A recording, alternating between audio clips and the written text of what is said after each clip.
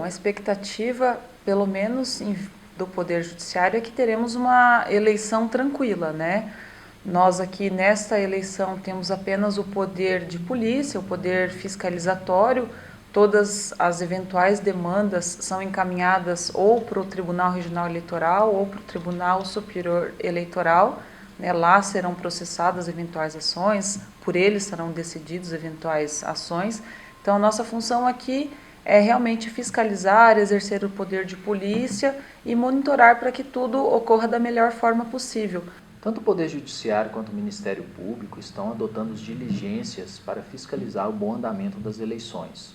O Ministério Público Eleitoral, já no início do período eleitoral, detectou a existência de outdoors ilegais, fazendo publicidade de um determinado candidato à presidência, e o Ministério Público notificou o responsável por tais outdoors, o qual voluntariamente retirou tais outdoors, e também teve a questão de um caminhão, de um ônibus, que estava todo plotado com publicidade de um determinado candidato e tocando jingles deste candidato. Também foi localizado, foi identificado o responsável por este ônibus, o qual, após ser orientado pelo Ministério Público, também retirou de circulação tal ônibus.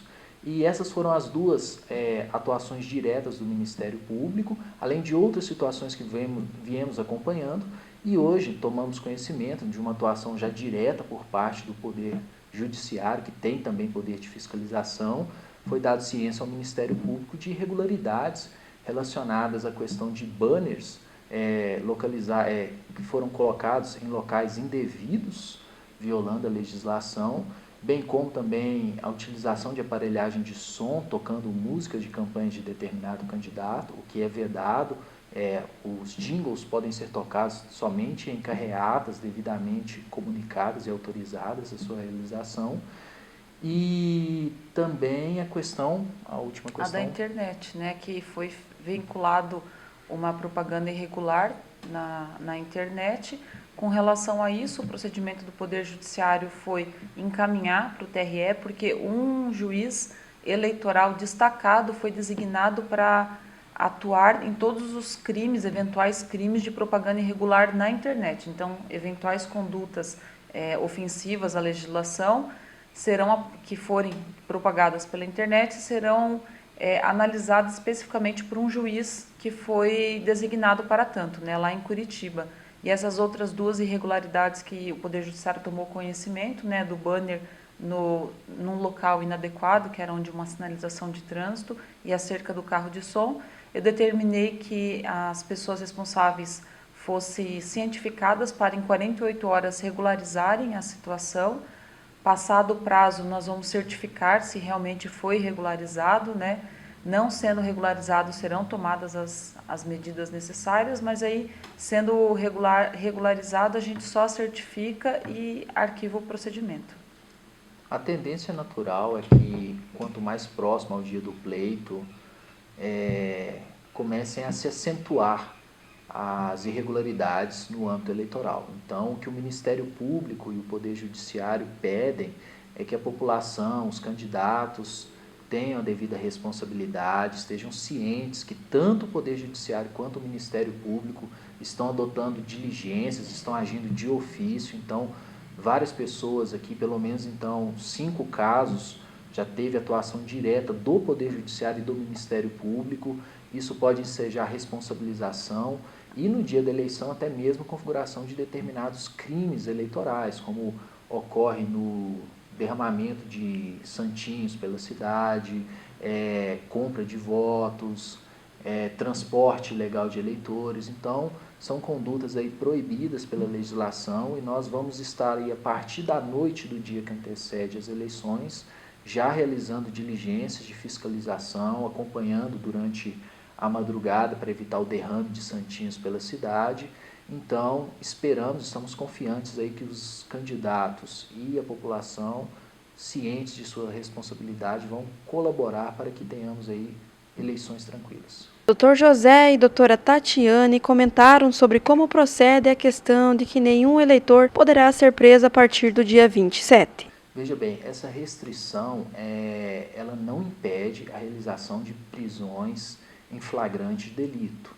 Então, não existe uma carta branca, um salvo-conduto para o cometimento de crimes.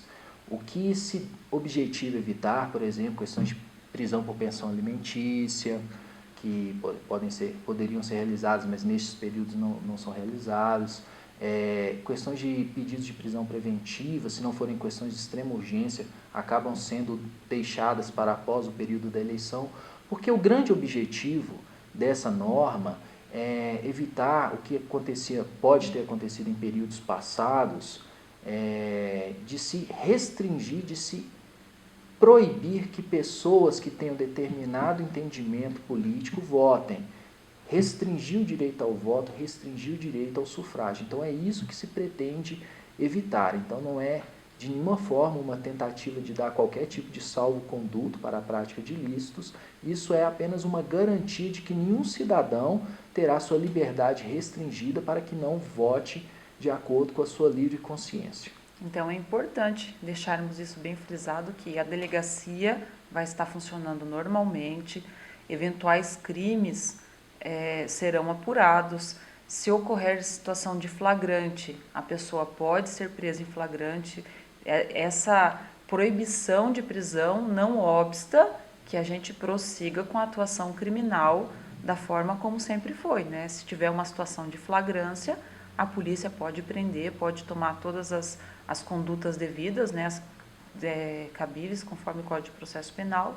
Inclusive, a delegacia vai estar funcionando, vai estar lavrando boletim de ocorrência, lavrando auto de prisão em flagrante, tudo normalmente. Primeiro que eu achei interessante comentar é que duas dessas irregularidades foram feitas pelo Pardal. O Pardal é um aplicativo também onde as pessoas noticiam irregularidades na campanha e tal. Isso demonstra que as pessoas realmente estão utilizando a tecnologia. E o e-título, sim, nós orientamos que se faça a utilização, ali a pessoa consegue ter o seu título de eleição sempre à mão, né, estando com o celular. Inclusive, quem não conseguir votar consegue justificar pelo e-título, né? O prazo é de 60 dias após a data da eleição. Se a pessoa no dia da eleição já está em outra cidade e já quer justificar, isso já demonstra que a pessoa não conseguiu votar porque está em outra localidade. Pode ir em qualquer zona eleitoral, no cartório, e justificar. Depois da eleição, o prazo é de 60 dias e pode ser feito, inclusive, pelo e-título, que é esse aplicativo da internet. Nós estaremos o tempo todo no dia da eleição, tanto nas ruas, fiscalizando, como também no fórum eleitoral. E quando começar a apuração dos votos, estaremos lá no fórum eleitoral e a imprensa pode acompanhar ao vivo a apuração, né?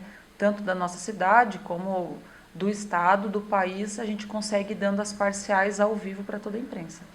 Então, não pode, como o promotor disse, não pode ser realizado o transporte de eleitores com a finalidade de captar votos, né? É claro que uma família vai votar, vão todas juntas de carro, isso não há problema, né? O que não pode é eventual candidato ou eventual pessoa que esteja trabalhando na campanha de um candidato faça o transporte irregular de inúmeras pessoas. Acerca do transporte, já lancei um edital, existe alguns transportes já, linhas específicas que vão estar atendendo no dia da eleição, possibilitando que as pessoas vão votar, né? Acredito até que a TVA já divulgou isso, acho interessante divulgar novamente, agora na véspera da eleição, as rotas, né, dos transportes públicos para a data da eleição. O promotor ressaltou a liberdade da escolha do voto, mesmo em casos de pressão dada por terceiros, e qual o papel do Ministério Público nesta questão. Nós acabamos vendo em algumas redes sociais, algumas manifestações, no sentido de que o eleitor pode estar sofrendo algum tipo de constrangimento no seu local de trabalho, no seu local de estudos, no contato familiar. E a mensagem que o Ministério Público gostaria de mandar para essas pessoas é no sentido de que não cedam a qualquer tipo de constrangimento, qualquer tipo de tentativa de cooptação de votos. O voto é secreto. Ainda que o seu empregador diga, você é meu empregado, você tem que votar no determinado candidato. O cidadão pode ter plena confiança que esse empregador jamais saberá em quem a pessoa votou naquele dia.